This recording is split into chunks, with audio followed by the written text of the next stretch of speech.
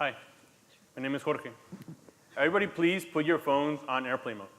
You will notice that you can't send text messages, you can't share your location, and you can generally not use the apps that you usually do. Now this might seem like an inconvenience, but it's happening to a lot of people. 66% of the world has a smartphone in their hands, but 53% of the population does not have access to internet. Now, this might seem like an inconvenience, but it's a really large problem. It can be the difference between life and death, and it can also promote social and economical growth. Right now, there are current efforts to bring internet to remote corners of the world and other means of connecting people. We can see Facebook and Google trying to bring internet to all these villages and whatnot, but we also have apps trying to connect people without internet. Now, we don't feel that this is scalable. We don't feel that this is going to actually get to a lot of people real soon, so we came up with Bridgefy. Bridgefy is an SDK that apps integrate onto their own code so they can work offline. So imagine being able to use WhatsApp or Uber or Snapchat when you don't have access to internet. But also, imagine somebody being trapped under a building after an earthquake or stranded in a tsunami or after a tsunami and being able to connect with rescue corps or being able to connect with their teachers, being able to connect with their phones. The way Bridgefy works is that it connects phones directly using their Bluetooth antennas. Now, every device has a reach of 330 feet, but what the Bridgefy technology does is it creates mesh networks, which means that information can hop on devices found in the middle, so the range is increased. The mesh network is powered by our really smart algorithm. It means that the network is not going to be flooded, the messages are not going to live forever, and battery consumption is not going to be a problem. We are the only ones in the market with Android to iOS integration. We are encrypted, and we're patented with Fenwick and West. Now, we don't think that we would be ever able to create an app that hundreds of millions of people would use instead of the ones that they use every day. So we're working on a B2B model. We cater to developers that already have this user density. One example of how Bridgefy can be used is with WhatsApp. You can use it locally, where you can see these devices, none of them need to have internet. But you can also use an Uber example, where the person that is requesting the Uber can solicit a ride. The driver comes, pick him or her up, and then processes a payment with his own data connection. You can also use it for broadcast mode, for emergencies, to share educational material in hospitals, whatever you need. Now, we all know that the more people use an app, the better for everybody, right? By being there in the moments where people really, really need an app, being there in the important moments, you create value that there wasn't there before. You open up new markets, and you blow up existing ones. So that translates into revenue. And that's how, when developers make this revenue, we also make it. We charge based on monthly active users that use your app thanks to our technology each month. If they don't use it with our technology, we don't charge. We are a small team. We've done a lot with very little. We are a team of 8.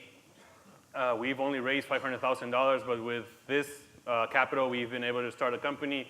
We've been able to launch the first version of Bridgefy. We obtained the provisional patents, and we're going to reach almost 3 million users by the end of the year. We are currently working with an earthquakes alerts app and also with a Red Cross. We're a team of, like I mentioned, 8, out of which 7 are engineers. I'm the only one that can barely turn on his computer. I'm the business guy.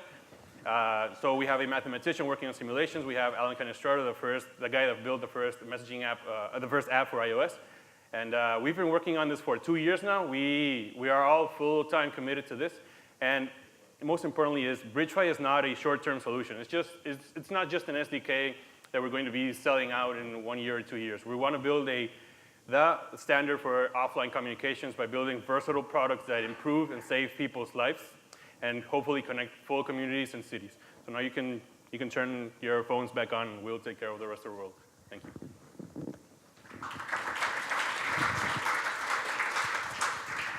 Good job, Bridgefy. Judges.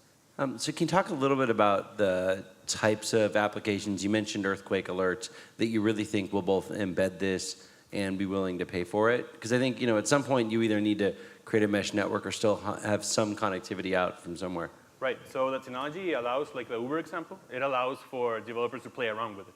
You can keep it completely offline, or you can also, in needed case, have one of the persons participating in the network have a Wi-Fi connection, so everybody else can also send and receive information back and forth. Some examples to answer your question could be Lyft, could be anything related to natural disasters, but also on a more commercial note, we've been talking to large events organizers in Mexico, for example.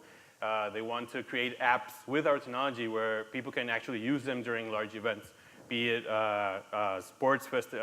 sports events, music festivals, just anything where people actually lose access to connectivity. And this is a bigger problem than we realize, especially outside of Silicon Valley.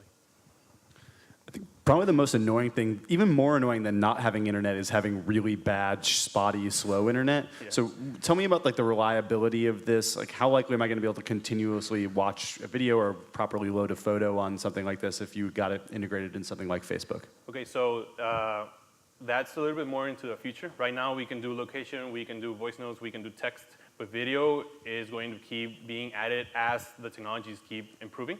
But to answer your question, it's really reliable, and the connection that one device has with another via Bluetooth is even more stable than the connection they have through a satellite. And do you need someone using your app currently to be able to do the mesh connection, or can they have like recently used the app or just have it on their phone?